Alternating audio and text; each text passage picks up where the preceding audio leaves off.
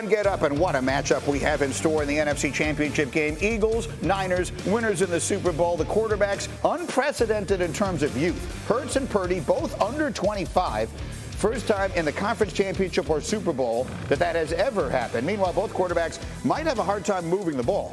The Niners and Eagles are first and second, respectively, in total defense this year. Both are just a hair over 300 yards per game. And the Eagles are a 2.5-point favorite. Could spell trouble for San Francisco. Jalen Hurts is 20-3 in his career when his team, Philadelphia, is favored. And right now, as we go live to the man who knows more about the Eagles than absolutely anyone, I would like to begin by saying congratulations to our friend Sal Paolantonio, who will be inducted into the All Sports Museum of Southern New Jersey Hall of Fame in March. How about our guy, Sal? We love it, and no one could deserve it more.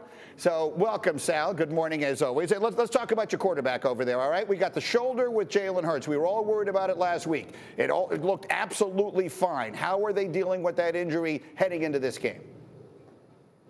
And, Michael, there's no indication that he re-aggravated it or re-injured the right shoulder. But when I talked to Nick Sirianni late Saturday night after the presser outside the coach's locker room, I said it looked like you really did a good job of focusing on protecting that right shoulder. He said, yes, 3 ways. Number 1, avoid contact by sliding early. Number 2, avoid contact by getting out of bounds early. Don't take on any contact. And then when you do go down, turn your body so that you land on your left shoulder. They drilled that during the week. They had pads where when he went down, he practiced going down on his left shoulder. Sirianni told me that is something that Frank Reich worked on with Andrew Luck in Indianapolis, and they focused on it last week, and they're going to focus on it this week to face a very good San Francisco 49ers pass rush. That is fascinating. I mean, the level of detail that these teams go to in these moments. So let me ask you a question that we brought up here earlier. How would you describe what is at stake for Jalen Hurts? I mean, the season has been so good. I mean, solidifying his position is not even what we're talking about. But as far as his standing in the league, he's got a contract coming up. He's going up against one of the best defense, maybe the best in the sport, for a shot at the Super Bowl. What's at stake for Hurts this weekend? Well, a lot is at stake for Jalen Hurts because he wants to go to the Super Bowl. He wants to take this team back to the Super Bowl. But best be assured, Michael, that his future is secure here no matter what happens on Sunday. But let us extrapolate it out, as we like to say. If he wins the Super Bowl, don't worry about the money, Michael. They're going to have a statue at the Art Museum with Jalen Hurts next to my guy Sly. No disrespect to Sly Stallone. Love my man.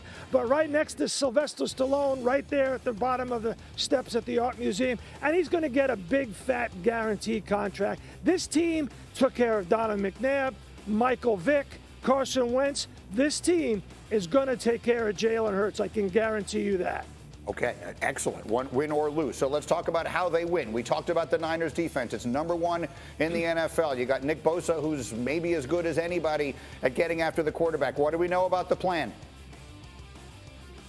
Well, we talked to offensive coordinator Shane Steichen yesterday, and he noted that Nick Bosa lines up, even though he is listed on the depth chart as the right defensive end, he lines up about 50-50 on the left side and the right side. He said when we get to the line of scrimmage, we've got to be aware of where he's at all times, and we'll have a plan for that. But I got a great stat from Hembo just a little bit while ago. He said, you got to run it, Nick Bosa. Yes, he's got 18.5 sacks, but his run block win rate is 185, which is 21%, 185 at a possible 191 defensive ends. He said the Eagles running a zone read against the Giants, and this is Hembo's word, great word, I'm going to use it, I'm going to steal it, diabolical against the Giants. So they'll be running the football against the Niners. Thank you, Hembo, for that.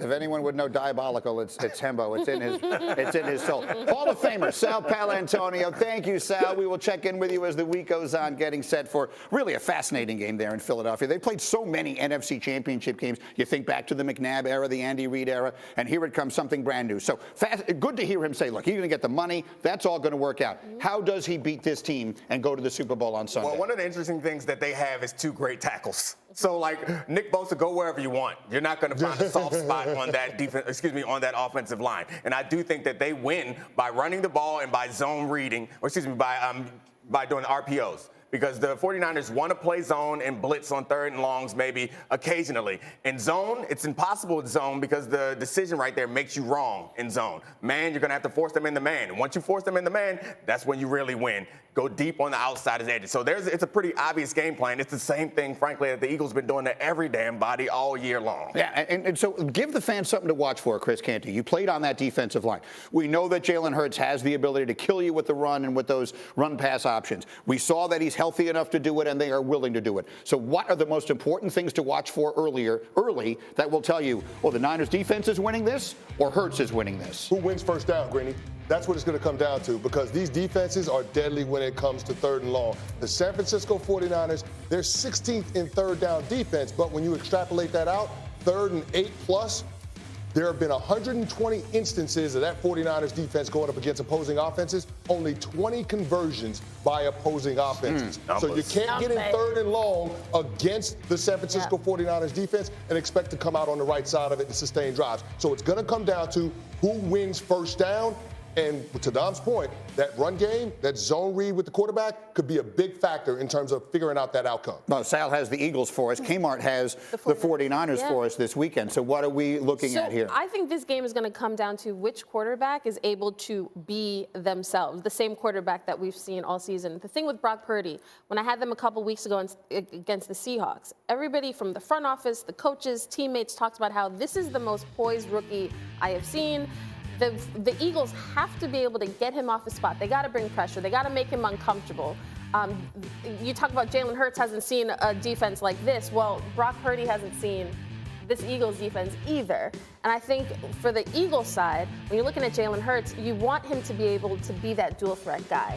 But you also have to contend with A.J. Brown and Devontae Smith. Like, if there are any single coverage matchup, like if there's any deep, like you've got to take advantage of that, and the 49ers have to be aware of that. It's funny, you brought up the Philadelphia Eagles defense, because the Philadelphia Eagles had 70 sacks. Yeah. Third most in NFL history. They got 4 defensive linemen with double-digit sacks. We talked about last week when 49ers were up against Dallas. If Dallas can put this on Purdy, they got a shot. I think the same thing applies again this week. Make Purdy beat you. If it comes down to that, if the Eagles shut down the 49ers run game and put it on Purdy, let them horses loose on them. Look, San Francisco scored 1 touchdown last week, and they had a penalty and all this stuff that helped them get there. To me, the questions are all about the San Francisco quarterback in this game, not the Philadelphia quarterback. Yeah, and that's the point. It's like the San Francisco has a great offensive scheme. They have great players, and they have a quarterback who the best thing that people can say about him is he's poised. And like the one criticism that you hear about him from inside the 49ers organization is that he gets a little wild. He gets a little full of himself. He tries to do a little too much. And I think that when you get in a tight situation, that's when that's what the Eagles want to see. Is they want to see Purdy try to become a superstar on their watch, which I don't know that he can be. He's been serviceable up until this point. And I mean, frankly, that's probably disrespectful. He's been good up to this point. Yeah. But if they need him to be great, which is what we're always talking about, there comes a time in everyone's playoff run where the quarterback got to do something special. And Purdy, that time hasn't come for Purdy yet. If it comes this weekend, I think the Eagles win. All right, coming up, we promised D. Wood that we will get back to this, and thus we will. 20